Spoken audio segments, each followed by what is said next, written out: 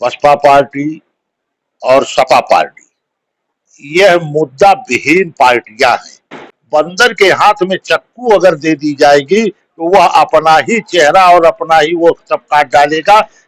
Guarantee की बात जहां तक है तो वहीं कांग्रेस भी इस बार अपने मैनिफेस्टो में 30 लाख नौकरियों की गारंटी दे रहा है।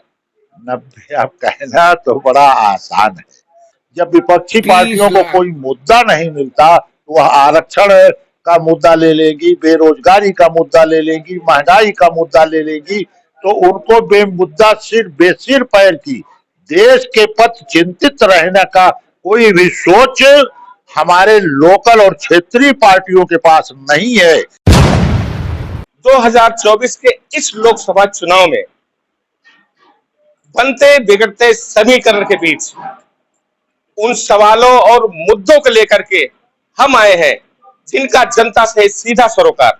जी हां, आज हमारे साथ हैं पूर्व सांसद वर्तमान एमएलसी हरिओम पांडे। हम उन्हीं से चर्चा करेंगे कि 2024 के इस चुनाव में क्या हाल है जनता के मुद्दों की। ये बताएं, 2024 का चुनाव चल रहा है, क्या स्थिति है? देखिए, 2024 का चुनाव हमारे देश के यशस्वी प्रधानमंत्री नरेंद्र भाई मोदी और उत्तर प्रदेश के यशस्वी मुख्यमंत्री योगी आदित्यनाथ जी के नेतृत्व में जो लड़ा जा रहा है, विभिन्न मुद्दों को पर कर लेकर लड़ा जा रहा है। क्योंकि आजादी से लेकर और आज तक, इसके पहले जब हमारी सरकार नहीं थी भारतीय जनता पार्टी की, तो उस समय के कार्यकाल को देखा जाए और 10 साल के कार्यकाल मोदी जी के देखा जाए, 5-7 साल के कार्यकाल को में योगी जी को देखा जाए, तो आपको ये लगेगा कि उत्तर प्रदेश और हमारा देश कैसे बदल रहा है। पूरा विश्व एक तक निगाह से होकर देख रहा है हमारे मोदी जी को और योगी जी को।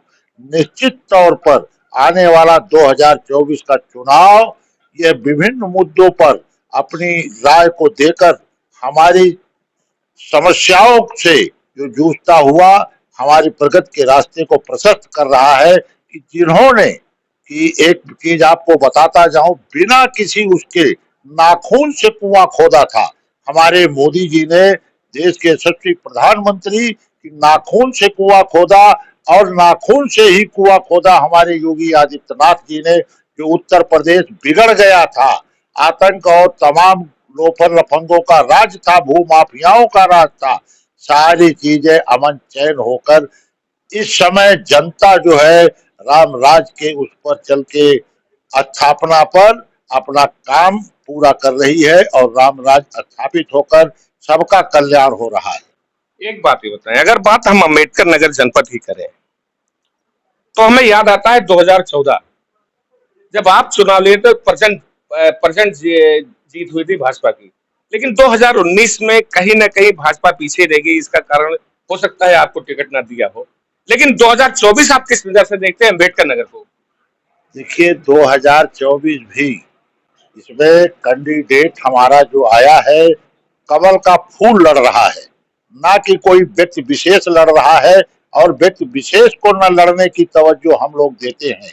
हमारा समाज, हमारी क्षेत्रीय जनता निश्चित तौर पर 2-5 विधानसभाओं में कमल के फूल को योगी और मोदी के नाम पर वोट कर रही है, ना कि किसी व्यक्ति विशेष के नाम पर। इस कारण कि हमको भारत में, अपने देश में यशस्वी प्रधानमंत्री नरेंद्र भाई मोदी को दोबारा फिर प्रधानमंत्री के रूप में आसीन करना है। इसलिए उनको यह कमल का फूल अंबेडकर नगर का उनकी माला में पिरोने का पूरा प्रयास हो रहा है, जो आने वाली 4 तारीख को आपको दिखाई पड़ेगा। भारतीय जनता पार्टी कहती है हम अंतिम व्यक्ति तक पहुंचे हैं, और वहीं इंडिया गठबंधन कहता है कि पीडीए की बात कर रहा है उत्तर प्रदेश में। क्या लगता है कहीं कोई कमी रहेगी जो लगातार समाजवादी पार्टी और इंडिया गठबंधन इस बात को उठा रहा है? देखिए, कांग्रेस पार्टी, बसपा पार्टी और सपा पार्टी, यह मुद्दा विहीन पार्टियां हैं, एक प्रांत की पार्टियां हैं और इनके पास अपने प्रांत में भी कुछ करने के लिए नहीं है। इनको तो राजनीति वसीयत में मिली है और जो वसीयत क्या राजा के घर राजा ही पैदा होता है, ऐसा नहीं है कि राजा के घर राजा पैदा होता है। कांग्रेस के घर राहुल जी पैदा हो गए हैं, मुलायम सिंह जी के घर अखिलेश जी पैदा हो गए हैं, काशीराम, बसपा पार्टी और सपा पार्टी यह मुद्दा विहीन पार्टियां हैं, एक प्रांत की पार्टियां हैं और इनके पास अपने प्रांत में भी कुछ करने के लिए नहीं है। इनको तो राजनीति वसीयत में मिली है, और जो वसीयत क्या राजा के घर राजा ही पैदा होता है, ऐसा नहीं है कि राजा के घर राजा पैदा होता है। कांग्रेस के घर राहुल जी पैदा हो गए हैं, मुलायम सिंह जी के घर अखिलेश जी पैदा हो गए हैं, काशीराम, बसपा पार्टी और सपा पार्टी यह मुद्दा विहीन पार्टियां हैं, एक प्रांत की पार्टियां हैं और इनके पास अपने प्रांत में भी कुछ करने के लिए नहीं है। इनको तो राजनीति वसीयत में मिली है, और जो वसीयत क्या राजा के घर राजा ही पैदा होता है, ऐसा नहीं है कि राजा के घर राजा पैदा होता है। कांग्रेस के घर राहुल जी पैदा हो गए हैं, मुलायम सिंह जी के घर अखिलेश जी पैदा हो गए हैं, काशीराम जी के घर मायावती जी और उनका भतीजा पैदा हो गया है। तो ऐसे लोग, बंदर के हाथ में चक्कू अगर दे दी जाएगी तो वह अपना ही चेहरा और अपना ही वो सब काट डालेगा। इनसे कोई अपेक्षा समाज को या जनता को नहीं दिखाई पड़ रही है, इसलिए विपक्ष नाम की कोई चीज नहीं है। तो जब विपक्ष है ही नहीं तो भारतीय जनता पार्टी का परचम अपने देश, अपने प्रदेश और पूरे विश्व में लहराता नजर आ रहा है। जहां तक अगर बात की जाए राजनीतिक प्रवेश की, तो अभी 2022 में अभी हाल में ही चुनाव हुए हैं विधानसभा के, तो आपके अम्बेडकर नगर की 5 सीटों तो समाजवादी जीती है, तो आप किस स्तर से इस बार लोकसभा चुनाव जीतने का कर रहे हैं? देखिए, यह चुनाव है, चुनाव में मतदान और कन्यादान यह दोनों दान के रूप में होता है। जब कैंडिडेट का चुनाव अच्छा होगा तो निश्चित तौर पर हमारा आपका दिल मिलेगा, तभी हम अपने मत का दान करेंगे। और हम अगर हमारा आपका दिल नहीं मिलेगा तो निश्चित है कि हम अपने मत का दान नहीं करेंगे। जो आप मांगोगे हमसे, मैं पैसा रुपया और सब कुछ तो टाइम दे सकता हूँ, लेकिन मत अपना खराब नहीं कर सकता हूँ। यहाँ तो देश की अस्मिता की बात है, और देश की अस्मिता की बात पर मोदी जी ने, मैंने अभी आपको बताया कि योगी जी और हमारे देश के यशस्वी प्रधानमंत्री मोदी जी ने नाखून से कुआं खोदा है। इनके पीछे कोई बैकग्राउंड नहीं था। जब बैकग्राउंड जिसके पीछे नहीं रहेगा, उसने अपने पृष्ठभूमि की धरती अपने उस पर खुद बनाई है। तो इसलिए हमारे समाज को, हमारे देश को और पूरे विश्व को हमारे मोदी जी की कार्यशैली और उनकी परिपक्वता, योगी जी की कार्यशैली और परिपक्वता दिखाई पड़ रही।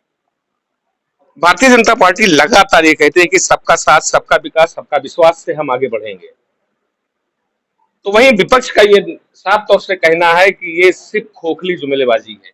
नहीं, देखिए, ये तो अपने अपने विचारधारा है, मानने की बात है।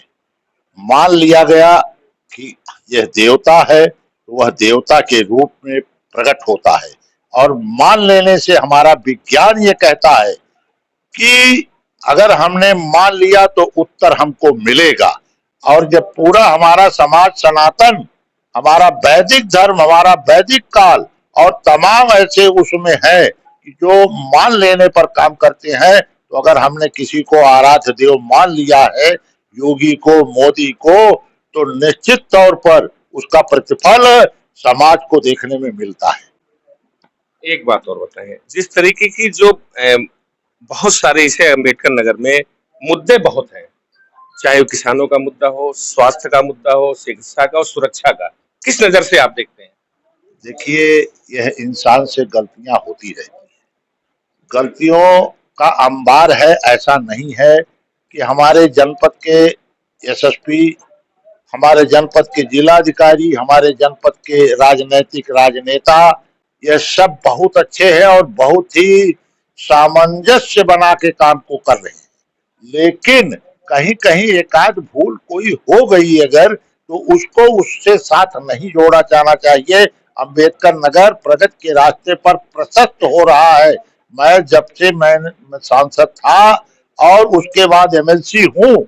आपको ये बताता चलूं कि मेरे कार्यकाल में पर्यटक स्थल के रूप में चाहे वह शिव बाबा हो, चाहे वह श्रवण क्षेत्र हो, चाहे श्रृंगी ऋषि हो, ये सारे देव स्थल जो कि राम की उससे जुड़े हुए थे, पर्यटक के रूप में हमारे उत्तर प्रदेश सरकार और भारत सरकार ने हमको दिया है।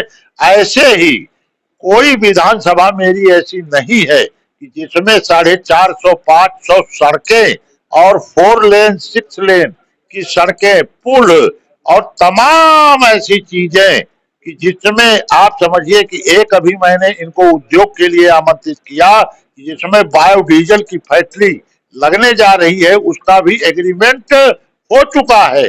ऐसे ही सीआईएसएफ का एग्रीमेंट हो चुका है, ट्रेनिंग सेंटर सीआईएसएफ का होने जा रहा है, जो कि मेरे मांग पत्र पर एमएलसी रहते हुए और मैं जब सांसद था तब मैंने मांगा था। तो उस समय हमारे मोदी जी ने, प्रधानमंत्री जी ने और योगी जी ने जो यह देने का काम किया है, मैं निश्चित तौर पर यह कहूंगा कि अंबेडकर नगर प्रगति के रास्ते को प्रशस्त करता हुआ आगे बढ़ रहा है।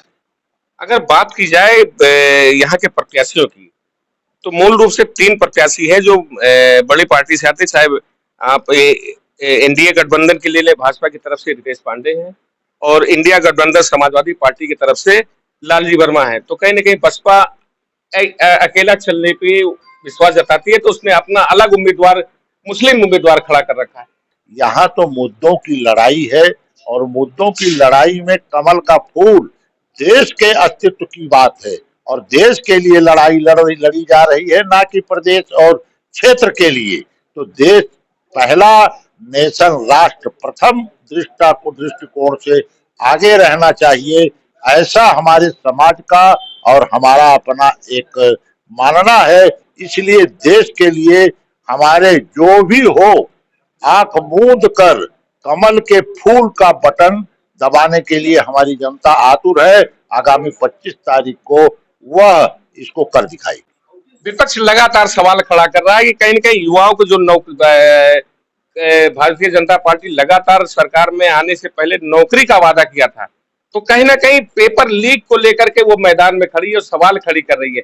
तो कितना असर पड़ेगा इसका आपके चुनाव में? देखिए, चाहे मायावती जी रही हो, चाहे मुलायम सिंह जी रहे हो, 6-6 बार पर्चा आउट हुआ है, वांटेड कैंसिल हुई है, हमारा युवा भ्रमित किया गया है।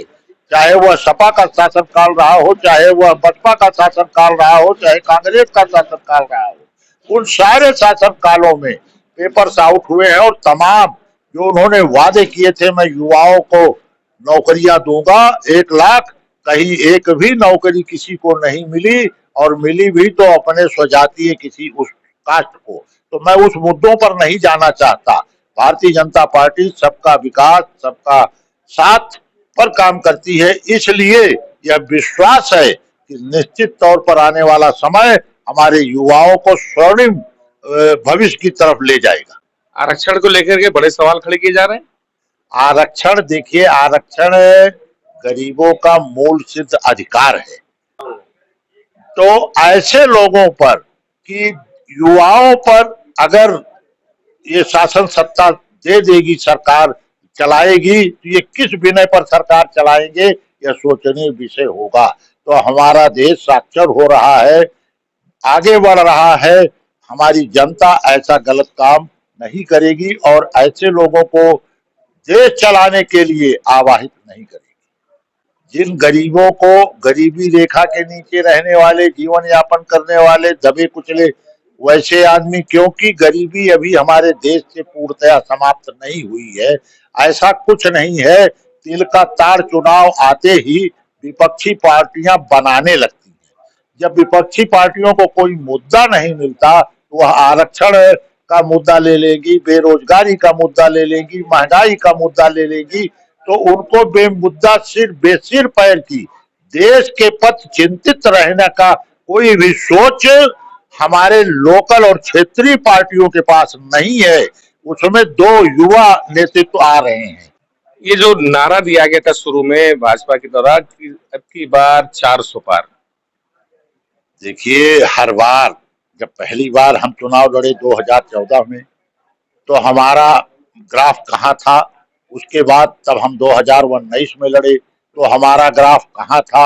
अगर हमारा ग्राफ खराब होता और हमारी कार्यशैली खराब होती, लोगों को अच्छी बात न लगती, मोदी की गारंटी अगर अच्छी न लगती कि जो कथनी है वो करनी है, अगर कथनी और करनी में अंतर नहीं है, तो निश्चित तौर पर ये कहा जा सकता है कि अब की बार भाजपा सरकार 400 पार। गारंटी की बात जहां तक है तो वहीं कांग्रेस भी इस बार अपने मैनिफेस्टो में 30 लाख नौकरियों की गारंटी दे रहा है।